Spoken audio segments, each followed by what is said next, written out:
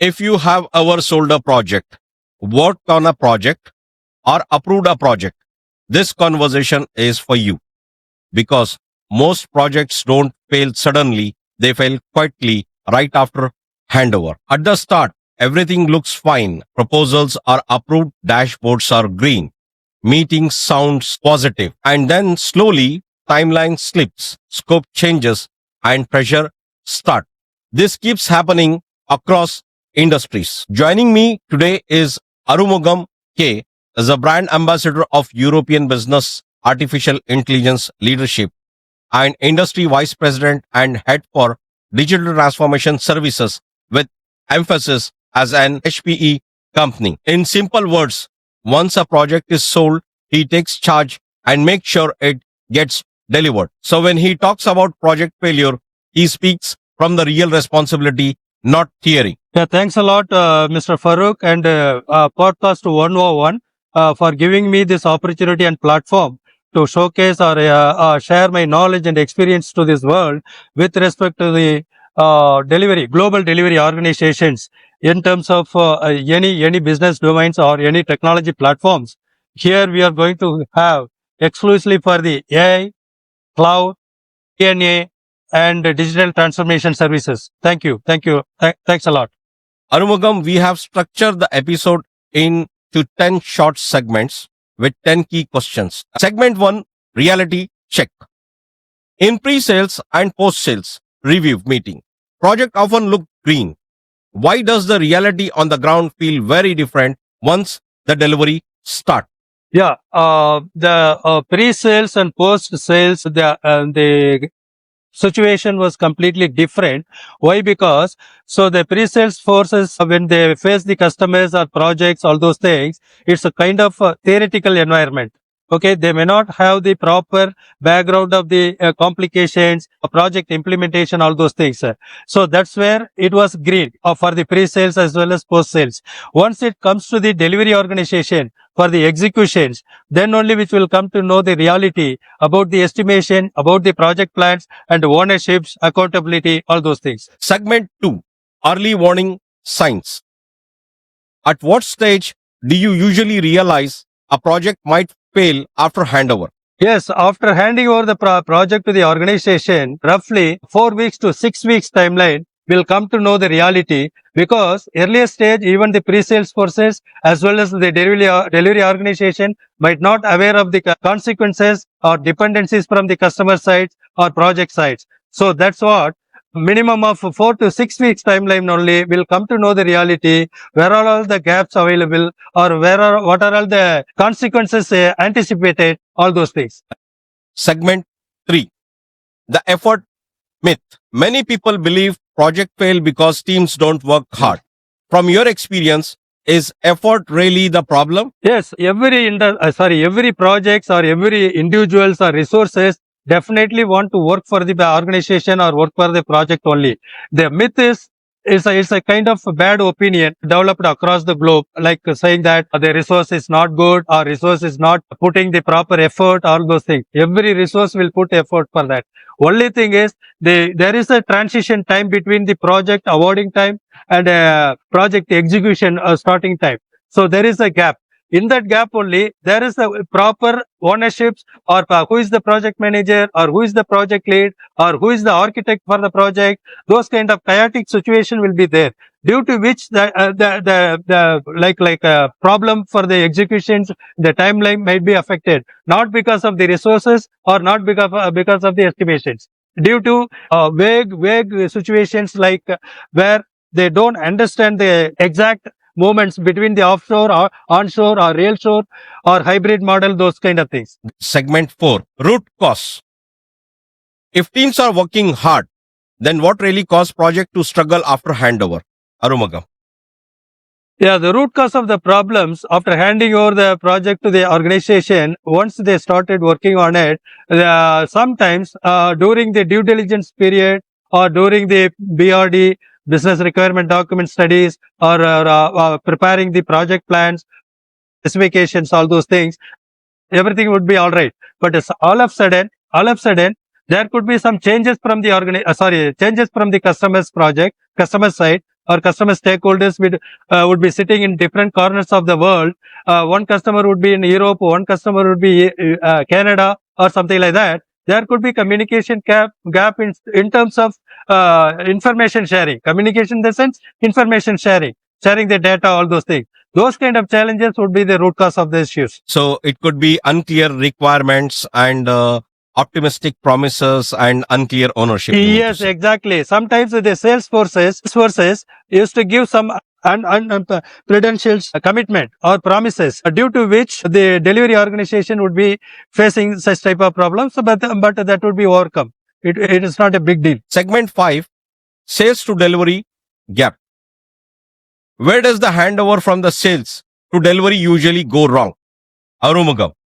Yeah, sales to delivery gap always will be there for all the projects. It could be IT projects, non-IT projects, infra project, or oil and gas industry specific projects. So always the sales guys would meet the customers, do some sort of sales pitch, talk about the organization capabilities, project execution models, all those things. Sometimes they may give sort of unacceptable type of promises which may create some problem for the delivery organization. Once the project comes to the board, execution level, will come to know the reality, like the even the sales might feel that the project could be completed within a 6 months timeline. Probably that project would require 1 year timeline, something like that. And also the each and every piece of activity is cost involved. Sales pitch or sales forces would be given some sort of competitive rate or rate card to the customers to acquire the business, for which they have given some sort of lower rate or all those things. That is another challenge which a delivery organization would be faced. End of the day, delivery organization is responsible for the customer's project also, as well as the internal top management also. These kind of challenges between the gap between the sales forces and the delivery organization. Scope and change impact. How damaging is it when scope, BOQ, or commitment change in the middle of a project?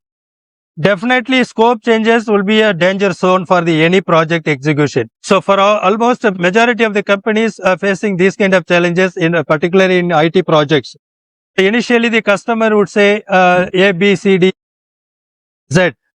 So those kind of requirement they used to say, and all of a sudden, after 1 month time down the line, up to 2 months time the line, they will say like there are some changes you need to accommodate and deliver the projects.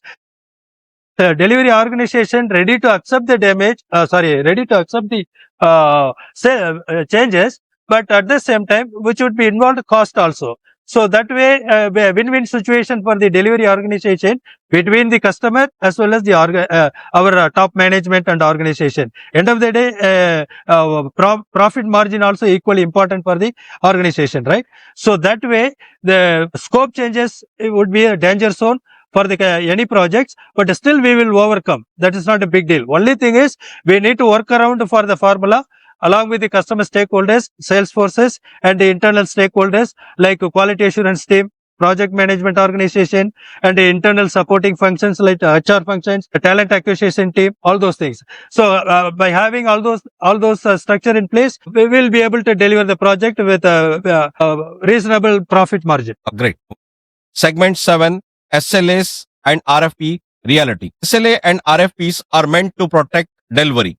Why do they still fail so often in real projects? SLA and RFPs meant for the project protections and delivery organization, I agree. And at the end of the day, SLA and RFPs basically is a pre-sale stage to convince the customer to acquire the project, to get the revenue for the organization. That is the scope, or that is the intention of the SLA and RFPs. Basically, RFP is nothing but a request for proposal. Proposal is going to be at high level only. It's not a micro level. High level information in the sense of scope of the work, delivery, and what are the milestones, delivery milestones, what are the payment mechanisms. All those things will be there in the scope of the work. Proposals. So that cannot go along with the delivery organization till the end of the delivery or handing over the project to the organization. So that way, SLA and RFP is at very high level. At micro level, it comes to only the execution level and delivery organization. That is the gap, but still that gap can be addressed based on our expertise and experiences and what kind of resource loading and resource mix which we have in the project, like always when we do any kind of projects, IT projects, the pyramid should be top to bottom. The top level is top managers. Next would be architects, senior lead architect, project leads, senior software engineers, and trainees level. This pyramid should be there. So based on this pyramid and expertise, you will be able to cope up the things and deliver the projects at on time with the quality. Yes, with CSAT, customer satisfaction also. You mean to say the teams rely on documents instead of communication, then problems grows, and successful delivery depends on more collaboration than contracts. Yes, Right? successful delivery is going to happen between the collaboration, customer side collaborations, internal collaboration, stakeholders, any third party vendors is involved in this project. We all collaborate. That's the way we do the execution. Okay. Great. Segment 8. Leadership and micromanagement. Leadership involvement is important, but where does it turn into micromanagement that hurts delivery? This is very typical question for the IT industry. Leadership and micromanagement is both are different corners, both are the North Pole and the South Pole kind of things. Leadership is always with the top management activities like acquiring business, acquiring new customers, getting the projects, and infrastructure needs and customer escalation. Those kind of things only top leadership involvement is required. Suppose the top leaders wants to get into the micromanagement, that is not the good model for the IT projects. That will collapse the project, damage the projects also. Because for the micromanagement, there are next level project leaders, project manager, team leaders, all those people will be taken care. But top leaders, they are not required to be in the micromanagement level.